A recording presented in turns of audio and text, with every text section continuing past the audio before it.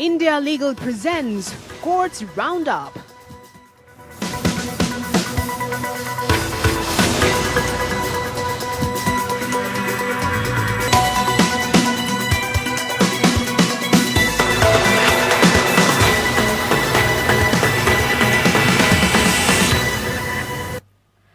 नमस्कार, आपके साथ मैं हूं पूजा कविया गोमा। कोर्ट्स राउंड में आप सभी का स्वागत है। इस बुलेटिन में अगले आधे घंटे हम आपको कोर्ट से जुड़ी तमाम छोटी बड़ी खबरों से रूबरू करवाएंगे। कोर्ट की कार्यवाही और सुप्रीम कोर्ट से लेकर हाई कोर्ट और लोअर कोर्ट तक के फैसलों को आपके सामने रखेंगे।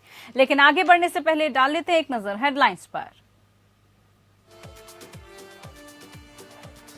सुप्रीम कोर्ट ने 10वीं और 12वीं की ऑफलाइन बोर्ड परीक्षा रद्द करने की मांग वाली जनहित याचिका की खारिज। कहा, ऐसी याचिकाएं भ्रामक हैं, छात्रों को झूठी उम्मीदें देती हैं, ऐसा दोबारा हुआ तो लगेगा जुर्माना। वन रैंक वन पेंशन की मांग वाली याचिका पर सुप्रीम कोर्ट ने फैसला रखा सुरक्षित। 5 साल में एक बार पेंशन की समीक्षा करने की सरकार की नीति को दी गई है चुनौती। डॉक्टरों को दिए जाने वाली सौगातों पर टैक्स छूट का दावा करने का हकदार नहीं है फार्मा कंपनी। सुप्रीम कोर्ट ने दिया फैसला।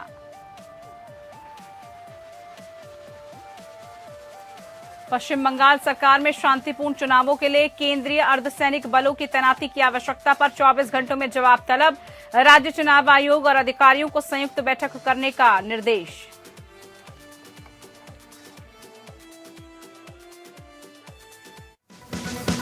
India Legal presents Courts Roundup.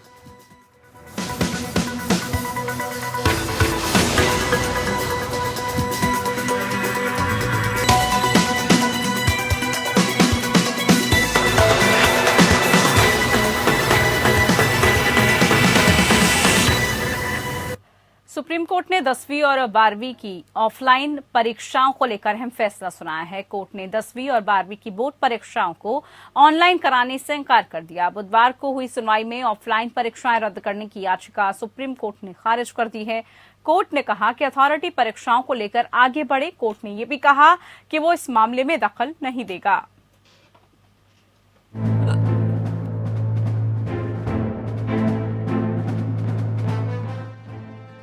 Supreme court ने सभी स्टेट बोर्ड, सीबीएसई, आईसीएसई और national institute of open schooling या नॉइस द्वारा आयोजित की जाने वाली 10वीं और 12वीं कक्षा के लिए ऑफलाइन परीक्षा रद्द करने की मांग वाली याचिका खारिज कर दी है। सुप्रीम कोर्ट का कहना है कि इस तरह की याचिकाएं भ्रामक हैं और छात्रों को झूठी उम्मीद देती है। कोर्ट ने याचिकाकर्ता अनुभा सहाय को फटकार लगाते हुए कहा कि इस तरह की याचिका के जरिए लाखों बच्चों के बीच भ्रम पैदा होते हैं। पहले ही आपने जनहित याचिका के नाम पर ये अर्जी दाखिल कर छात्रों और अभिभावकों के बीच बहुत कंफ्यूजन किया हुआ है। कोर्ट ने कहा कि आपको जो कहना है अथॉरिटी को जाकर बताएं।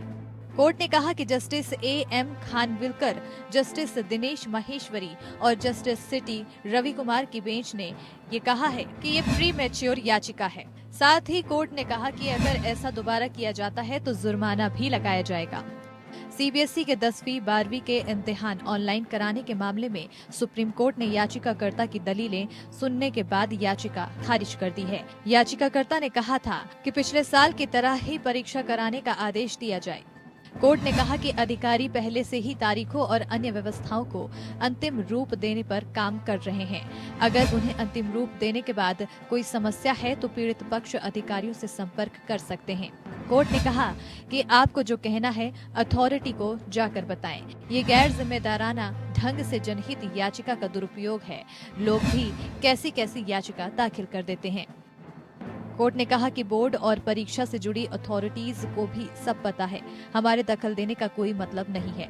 ये याचिका कतई उचित नहीं है। आप ऐसी याचिका दायर करने से बाज आएं। हम तो आप पर आर्थिक दंड भी लगाना चाहते हैं, लेकिन अभी हम सिर्फ इसे खारिज कर रहे हैं। वकील और बाल अधिकार कार्यकर्ता अनुभा सहाय श्रीवास्तव ने अर्जी दाखिल कर ऑफलाइन परीक्षा के बजाय वैकल्पिक मूल्यांकन पद्धति से कराने की मांग की थी। याचिका में सभी राज्य बोर्ड, सीबीएसई और आईसीएसई की 10वीं और 12वीं बोर्ड शारीरिक तौर पर परीक्षाओं को रद्द करने की मांग की गई थी। याचिका में सभी बोर्डों को समय पर परिणाम घोषित करने के लिए निर्देश देने और विभिन्न चुनौतियों का सामना करने के कारण सुधार परीक्षा के विकल्प देने की भी मांग की थी। याचिका में कहा गया है कि कोविड के कारण शारीरिक तौर पर कक्षाएं नहीं लगी, ऐसे में बोर्ड की परीक्षाओं को ऑनलाइन कराया जाए। बोर्ड द्वारा जारी आधिकारिक नोटिस के अनुसार सीबीएसई टर्म 2 परीक्षा 26 अप्रैल 2022 से शुरू होगी। हालांकि सीबीएसई टर्म 2 बोर्ड परीक्षा की डेट शीट अभी जारी नहीं की गई है। Bureau report APN. तो वहीं सेना के पूर्व जवानों और अधिकारियों की याचिका पर फैसला सुरक्षित रख लिया गया है। सुरक्षा बलों ने बनी 1 रैंक 1 पेंशन योजना से जुड़ी पूर्व सैनिकों की याचिका पर सुनवाई करने के बाद फैसले को सुरक्षित रख लिया है। इससे पहले 16 फरवरी को 1 रैंक 1 पेंशन मामले पर सुप्रीम कोर्ट में सुनवाई हुई थी। इस दौरान सर्वोच्च न्यायालय ने केंद्र की खिंचाई भी की थी।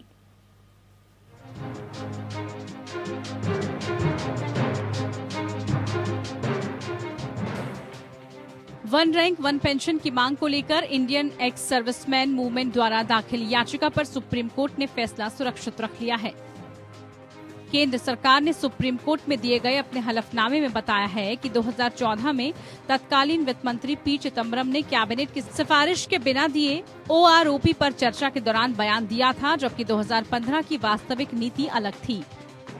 इससे पहले सुप्रीम कोर्ट ने केंद्र सरकार से उसके वित्तीय परिव्यय का खाका कोर्ट में पेश करने के साथ ही ये पूछा था कि क्या 1 रैंक 1 पेंशन के लिए सुनिश्चित करियर प्रगति पर कोई दिशा निर्देश जारी किया गया है।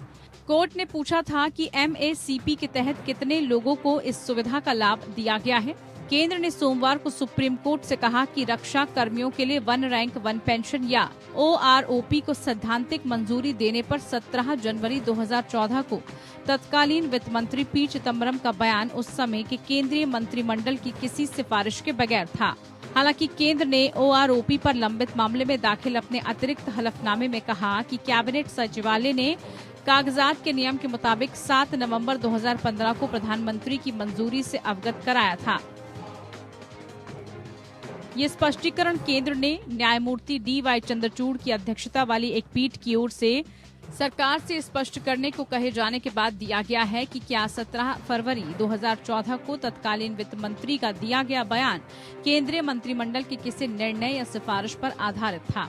इंडियन एक्स सर्विसमैन मूवमेंट ने सुप्रीम कोर्ट में सेवानिवृत्त सैन्य कर्मियों की 5 साल में एक बार पेंशन की समीक्षा करने की सरकार की नीति को चुनौती दी है। देश में लगभग 25 लाख रिटायर्ड सैनिक हैं। सैनिकों की मांग थी कि जो अफसर कम से कम 7 साल कर्नल की रैंक पर रहा हो उसे समान रूप से पेंशन मिले। ऐसे अफसरों की पेंशन 10 साल तक कर्नल रहे अफसरों से कम नहीं होगी बल्कि उनके बराबर होगी। फौजियों की मांग थी कि उन्हें भी 60 साल पर रिटायर किया जाए।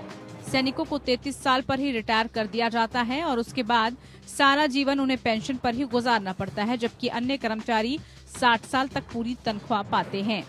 फौजी सिर्फ इतना ही नहीं चाहते थे कि छठे वेतन आयोग को लागू करते हुए समान पद पर और समान समय तक सर्विस कर चुके फौजियों को एक समान पेंशन दी जाए, चाहे दोनों किसी भी साल में रिटायर हो चुके हों। 2008 में पूर्व सैनिकों ने इंडियन एक्स सर्विसमैन मूवमेंट नाम से एक संगठन बनाकर लंबे समय तक संघर्ष भी किया। दिल्ली के जंतर मंतर पर लगातार धरना प्रदर्शन किया गया। Bureau report. तो सुप्रीम कोर्ट ने अटॉर्नी जनरल के वेणुगोपाल से एक रिट याचिका में सहायता मांगी, जिसमें नागरिकों को संविधान में निहित मौलिक कर्तव्यों के बारे में जागरूक करने की मांग की गई थी। न्यायमूर्ति SK कौल और न्यायमूर्ति MM सुंदरेश की पीठ ने केंद्र सरकार से जवाब मांगा है कि क्या रंगनाथ मिश्रा बनाम भारत संघ मामले में शीर्ष न्यायालय के फैसले के अनुसरण में कोई कदम उठाया गया है। खास तौर पर क्या मौलिक कर्तव्यों के संचालन पर न्यायमूर्ति JS वर्मा समिति की रिपोर्ट की सिफारिशों के क्रियान्वयन के लिए विचार करने और उचित कदम उठाने के लिए केंद्र को निर्देश दिए गए थे। बेंच ने केंद्र सरकार से ये भी पूछा है कि क्या वो अपने फैसले को आगे बढ़ाने के लिए कोई कदम उठाने का प्रस्ताव रखती है। पीठ मामले की अगली सुनवाई 4 अप्रैल 2022 को करेगी। याचिका में तर्क दिया गया है कि मौलिक कर्तव्यों का पालन न करने से भारत के संविधान के अनुच्छेद 14, 19 और 21 के तहत गारंटीकृत मौलिक अधिकारों पर सीमा असर पड़ता है। पीठ ने कहा कि याचिका में दावा किया गया है कि राहतें राजनीतिक व्यवस्था के दायरे में आ सकती हैं। पीठ पर यह भी पूछने पर कि क्या वास्तव में मांगी गई राहत की प्रकृति क्या है, वरिष्ठ अधिवक्ता रंजीत कुमार ने प्रस्तुत किया कि रंगनाथ मिश्रा मामले में फैसले को लागू करने की मांग की गई है। वरिष्ठ वकील ने मांग की है कि सरकार को निर्देश को लागू करने के लिए उसके द्वारा उठाए गए कदमों के बारे में अदालत को सूचित करने के लिए कहा जाए। इस पहलू पर पीठ नोटिस जारी करने को तैयार है। इसके अलावा वेणुगोपाल की सहायता लेने का निर्णय लिया गया है। रंगनाथ मिश्रा के फैसले में कोर्ट ने केंद्र सरकार से जस्टिस JS वर्मा समिति को अपनी सही गंभीरता से और उनके क्रियान्वयन के लिए यथासंभव शीघ्रता से उचित कदम उठाएं। समिति की रिपोर्ट नागरिकों के मौलिक कर्तव्यों के संचालन से संबंधित थी। तो इधर इलाहाबाद हाईकोर्ट की एक पूर्ण पीठ के फैसलों को बरकरार रखते हुए सुप्रीम कोर्ट ने कहा कि कोई फाइनेंसर जिसके कब्जे में एक मोटर वाहन परिवहन है या फिर इसके संबंध में एक हायर परचेज या पट्टा या हाइपोथेकेशन समझौता किया गया है, यूपी मोटर वाहन कराधान अधिनियम 1997 के तहत कर के लिए उत्तरदायी है। जस्टिस MR शाह और जस्टिस BV नागरत्ना की पीठ ने कहा कि दायित्व उक्त समझौतों के उक्त वाहन को कब्जे में लेने की तारीख से होगा। Mahindra and Mahindra financial services limited में हाई कोर्ट के फैसले को चुनौती देते हुए सुप्रीम कोर्ट का दरवाजा खटखटाया था, जिसमें कहा गया था कि यह अधिकतम के तहत भुगतान करने के लिए उत्तरदायी है। Mahindra and Mahindra financial services limited एक फाइनेंसर है जिसने परिवहन वाहन की खरीद के लिए ऋण दिया था। ऋण का भुगतान नहीं करने पर उसने विचाराधीन वाहन को अपने कब्जे में ले लिया था। इस मामले में उठाया गया मुद्दा ये था कि क्या मोटर वाहन परिवहन वाहन का एक फाइनेंसर जिसके संबंध में एक हायर परचेज या पट्टा या हाइपोथेकेशन समझौते किए गए हैं, इस अनुबंधन के तहत उक्त वाहन का कब्जा लेने की तारीख से कर के उत्तरदायी है। अपीलकर्ता का तर्क था कि जब तक फाइनेंसर के पास मौजूद परिवहन वाहन का उपयोग नहीं किया जाता है तब तक फाइनेंसर पर कर का भुगतान करने का कोई दायित्व नहीं होगा, क्योंकि पंजीकरण का मूल प्रमाण पत्र और परमिट पंजीकरण मालिक के पास होगा। अदालत ने कहा कि मोटर वाहन अधिनियम की धारा 51 में हायर परचेज समझौते आदि के अधीन मोटर वाहन के संबंध में विशेष प्रावधान है। अदालत ने कहा इसलिए अपीलकर्ता की तरफ एक फाइनेंसर जिसके पास ऋण राशि का भुगतान न करने का कारण परिवहन वाहन का कब्जा है, अधिनियम 1997 और अधिनियम 1988 के प्रासंगिक प्रावधानों के तहत एक मालिक है। दिल्ली हाईकोर्ट में केंद्र ने कहा है कि शहर के निजामुद्दीन मरकज में मस्जिद खोलने का फैसला दिल्ली आपदा प्रबंधन प्राधिकरण या DDMA द्वारा पारित आदेश के मुताबिक करना होगा। जस्टिस मुक्ता गुप्ता दिल्ली वक्फ बोर्ड द्वारा निजामुद्दीन मरकज में प्रतिबंधों को कम करने की मांग वाली याचिका में दायर एक आवेदन पर सुनवाई कर रही थी। निजामुद्दीन मरकज में बनी मस्जिद को 31 मार्च 2020 से बंद किया हुआ है। आवेदन वक्फ बोर्ड द्वारा दायर किया गया। इसमें अगले महीने शब-ए बारात के आगामी त्योहार के कारण निजामुद्दीन मरकज में मस्जिद को फिर से खोलने की मांग की गई है। आमतौर पर इस मस्जिद को मस्जिद चूड़ीवाली के रूप में जाना जाता है। अदालत ने पिछले साल नवंबर में निजामुद्दीन मरकज में 3 क्षेत्रों अर्थात धार्मिक स्थान, मस्जिद के सीमांकन के उद्देश्य से एक संयुक्त निरीक्षण करने का आदेश दिया था, जहां लोग नमाज अदा करते हैं, जहां स्थान मजलिस होती है और छात्रावास का क्षेत्र शामिल है। वक्फ बोर्ड की ओर से पेश हुए वरिष्ठ अधिवक्ता संजय घोष ने सुनवाई के दौरान मस्जिद परिसर को फिर से खोलने की मांग वाली अर्जी का हवाला दिया। हालांकि समय की कमी के कारण इस पर विस्तार से चर्चा नहीं हो पाई। जस्टिस मुक्ता गुप्ता ने मौखिक रूप से टिप्पणी की। पिछली बार भी वो इस तथ्य के बारे में बिल्कुल स्पष्ट थे कि उन्हें मस्जिद जाने वाले लोगों में कोई समस्या नहीं है।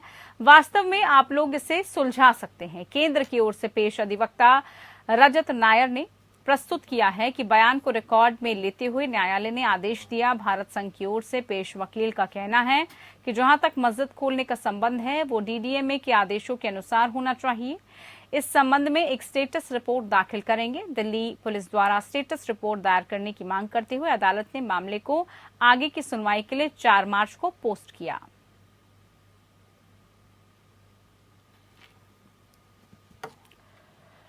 तो दिल्ली उच्च न्यायालय ने सरकारी स्कूलों में CCTV कैमरे लगाने के सरकार के फैसले को चुनौती देने वाली याचिका पर दिल्ली सरकार को नोटिस जारी करके जवाब मांगा है। मुख्य न्यायाधीश DN पटेल और न्यायमूर्ति ज्योति सिंह की पीठ ने ये नोटिस दिल्ली अभिभावक संघ और सरकारी स्कूल शिक्षक संघ की याचिका पर जारी किया है। याचिका में याची ने कहा है कि सरकार के इस कदम को अनुच्छेद 21 के तहत छात्रों की गोपनीयता और उनकी गरिमा के संरक्षण के बारे में चिंता व्यक्त करते हुए सरकार के फैसले पर रोक लगाने की मांग की है। याची ने दावा किया है कि सीसीटीवी कैमरों की स्थापना और इसके परिणाम स्वरूप अनधिकृत व्यक्तियों को फुटेज की लाइव स्ट्रीमिंग छात्रों की निजता के अधिकार का उल्लंघन करेगी। याचिका में कहा गया है कि कैमरे लगाने और किसी भी वर्ग की फुटेज का उपयोग करने का कैबिनेट का फैसला अनुच्छेद 14, 19 और 21 के तहत मौलिक अधिकारों का उल्लंघन है। याची ने कहा है कि जिन छात्रों को इन कैमरों में कैद किया जाएगा और उनके माता पिता से सलाह नहीं ली गई, याचिकाकर्ताओं का यह भी कहना है कि ऐसी सहमति एक बार की बात नहीं हो सकती, बल्कि इसे सूचित और विशिष्ट करने की आवश्यकता है। इसके अलावा ये कहा गया है कि नागरिकों के डेटा की सुरक्षा के लिए डेटा सुरक्षा व्यवस्था या किसी अन्य वैधानिक नियामक ढांचे नहीं होने के संदर्भ में निजी कंप्यूटरों पर उस डेटा को प्राप्त करने और फिर संग्रहित करने का दोहरा कार्य खतरे से भरा है और इस प्रकार उल्लंघन करता है। ये याचिका Delhi parents association and government school teachers association ने दायर की है। इसके जरिए 11 सितंबर 2017 और 11 दिसंबर 2017 के दिल्ली सरकार के मंत्रिमंडल की कक्षाओं में सीसीटीवी लगाने और लाइव स्ट्रीमिंग से संबंधित फैसलों को रद्द करने का अनुरोध किया गया है।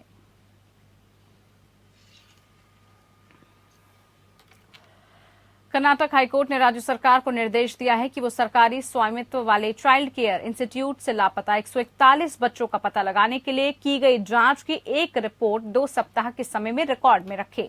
चीफ जस्टिस ऋतु राज अवस्थी और जस्टिस सूरज गोविंदराज की खंडपीठ ने राजन्ना केसी द्वारा दायर एक जनहित याचिका पर प्रतिवादियों को नोटिस जारी किया। याचिकाकर्ता की ओर से पेश अधिवक्ता उमापति एस ने कहा कि हालांकि इंस्टीट्यूट से बच्चों के लापता होने पर अपराध दर्ज किए गए हैं, लेकिन बच्चों का पता लगाने के लिए कोई कार्रवाई नहीं की जा रही है। याचिका में कहा गया है कि चाइल्ड केयर इंस्टीट्यूट से बच्चों का गायब होना सरकार की एक गंभीर चूक है। ये भी कहा गया है कि याचिकाकर्ता को सूचना का अधिकार अधिनियम के तहत सूचना मिली। याची में दावा किया गया है कि इन लापता बच्चों के माता पिता में से ज्यादातर अज्ञानी, गरीब और अनपढ़ हैं। उन्हें ये भी नहीं पता कि उनके बच्चे लापता हैं, उनके पास न्याय तक पहुंच नहीं पा रहा है और वो अदालतों तक पहुंचने में असमर्थ हैं। याचिका में यह भी कहा गया है कि आरटीआई के तहत प्राप्त जानकारी के मुताबिक अक्टूबर 2015 से अक्टूबर 2021 के बीच लगभग 474 बच्चे सरकारी स्वामित्व वाले इंस्टीट्यूट से गायब थे और उनमें से 141 का अभी भी राज्य भर में पुलिस द्वारा पता लगाया जाना बाकी है। याचिका में उत्तरदाताओं को जल्द से जल्द लापता बच्चों का पता लगाने का निर्देश दिए जाने की प्रार्थना की गई। साथ ही लापता बच्चों को खोजने में नाकाम जिम्मेदार अधिकारियों के खिलाफ भी कार्रवाई शुरू करने की प्रार्थना की गई। इसके अलावा उत्तरदायित्व को सभी पुलिस स्टेशनों पर विशेष बाल पुलिस इकाइयां स्थापित करने का निर्देश देने का अनुरोध किया गया है।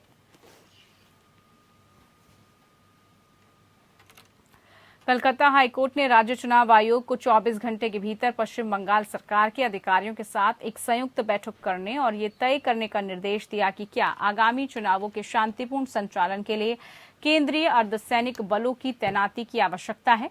108 नगर पालिकाओं के चुनाव 27 फरवरी को होने वाले हैं। बीजेपी द्वारा दायर याचिका में आरोप लगाया गया है कि पश्चिम बंगाल में हाल ही में हुए नगर पालिका चुनावों के दौरान बड़े पैमाने पर हिंसा और वोटों की हेराफेरी हुई और 108 नगर पालिकाओं के आगामी चुनावों के लिए केंद्रीय बलों की तैनाती की मांग की गई।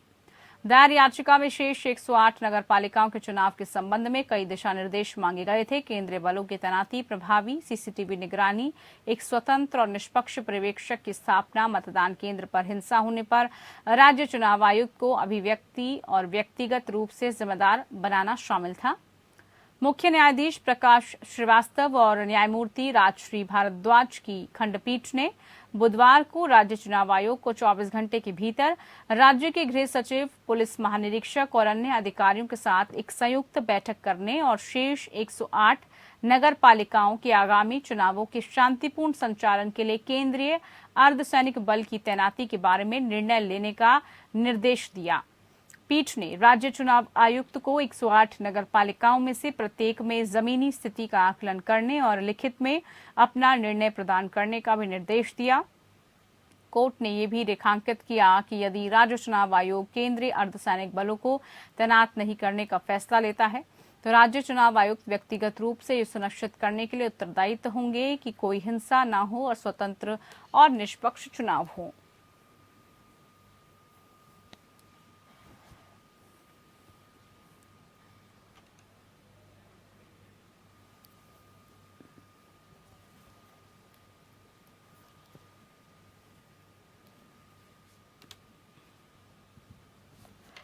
तो इधर इलाहाबाद हाईकोर्ट ने पति द्वारा पत्नी के लिव इन पार्टनर के खिलाफ दर्ज प्राथमिकी के संबंध में लिव इन पार्टनर और उसके परिवार के सदस्यों की गिरफ्तारी पर रोक लगा दी है। जस्टिस अश्विनी कुमार मिश्रा और जस्टिस रजनीश कुमार की बेंच ने भी महिला के पति को नोटिस जारी कर मामले में जवाब मांगा है। मोहित अग्रवाल एक विवाहित महिला के साथ लिव इन रिलेशनशिप में रहते हैं और पिछले साल अक्टूबर 2021 में पति द्वारा किए जा रहे उत्पीड़न के कारण महिला ने अपना वैवाहिक घर छोड़ दिया था और मोहित अग्रवाल के साथ रहने लगी थी। इसके बाद पति ने अपनी पत्नी के दैनिक जीवन में हस्तक्षेप करना शुरू कर दिया, जो अपने लिव इन पार्टनर के साथ रह रही थी। इसलिए दोनों पिछले साल उच्च न्यायालय चले गए। इलाहाबाद उच्च न्यायालय द्वारा 6 दिसंबर 2021 के अपने आदेश के तहत उन्हें सुरक्षा दी गई थी। सुरक्षा प्रदान करते हुए न्यायालय ने यह भी टिप्पणी की थी कि लिव इन रिलेशनशिप जीवन का हिस्सा बन गया है और माननीय सर्वोच्च न्यायालय द्वारा अनुमोदित है। संविधान के अनुच्छेद 21 के तहत जीवन का अधिकार हर कीमत पर संरक्षित होने के लिए उत्तरदायित्व है। इसके बाद पति ने लिव इन पार्टनर, उसके भाई, उसकी मां और उसकी भाई के खिलाफ प्राथमिकी दर्ज की। अब गिरफ्तारी से सुरक्षा की मांग करते हुए उन्होंने तत्काल रिट याचिका दायर करके उच्च न्यायालय का रुख किया और प्राथमिकी को रद्द करने की मांग की। अदालत के समक्ष उन्होंने तर्क दिया कि उच्च न्यायालय द्वारा सुरक्षा दिए जाने के बावजूद पति द्वारा बाद में एफआईआर दर्ज करा के याचिकाकर्ताओं को उपलब्ध संवैधानिक संरक्षण और इस न्यायालय द्वारा पारित आदेश का उल्लंघन किया जा रहा है। अदालत ने पति के साथ साथ यूपी राज्य को एक नोटिस जारी किया और उन्हें 3 सप्ताह के भीतर जवाबी हलफनामा दाखिल करने के लिए कहा गया है। तो इधर इलाहाबाद हाईकोर्ट ने हाल ही में एक ऐसे व्यक्ति को जमानत देने से इनकार कर दिया जिसने कथित तौर पर अपने परिवार के सदस्यों के साथ अपनी प्रेमिका की अंतरंग तस्वीरें साझा की। कोर्ट ने कहा कि ये आवेदक द्वारा पीड़िता के विश्वास के साथ विश्वासघात का एक विशेष मामला है। न्यायमूर्ति राहुल चतुर्वेदी की खंडपीठ ने यह भी देखा कि पीड़िता ने आरोपी को कुछ विश्वास और समझ के तहत उन तस्वीरों को रखने की अनुमति दी थी, लेकिन आवेदक आरोपी ने उसकी पीठ में छुरा घोंपा और उसके साथ धोखा किया। पीड़ित लड़की द्वारा जमानत याचिकाकर्ता के खिलाफ दर्ज प्राथमिकी के अनुसार वो दोनों फेसबुक प्लेटफॉर्म के माध्यम से एक दूसरे के संपर्क में आए और उसके बाद वो एक रिश्ते में आ गए। इसके बाद कथित तौर पर उसने लड़की कुछ अतरंग वीडियो और तस्वीरें ली, जिसके बाद उसने उसका शोषण करना शुरू कर दिया। वो अक्सर अपनी आपत्तिजनक व्हाट्सएप चैट भेजना शुरू कर देता था। लड़की ने कहा कि उसकी तस्वीरें लेने के बाद जमानत याचिकाकर्ता आरोपी ने उसे ब्लैकमेल करना शुरू किया, उसे धमकी देने लगा और वो उन वीडियोस और तस्वीरों को उसके परिवार के सदस्यों को भेज देने के लिए और उसे वायरल करने की धमकी देने लगा। इसके बाद आवेदक को गिरफ्तार किया गया। कोर्ट ने कहा कि रिकॉर्ड पर सामग्री का आकलन करने के बाद कोर्ट ने देखा कि आवेदक किसी सहानुभूति के लायक नहीं है। चलिए इसी के साथ कोर्ट्स राउंडअप में इतना ही। नमस्कार। India Legal presents Courts Roundup.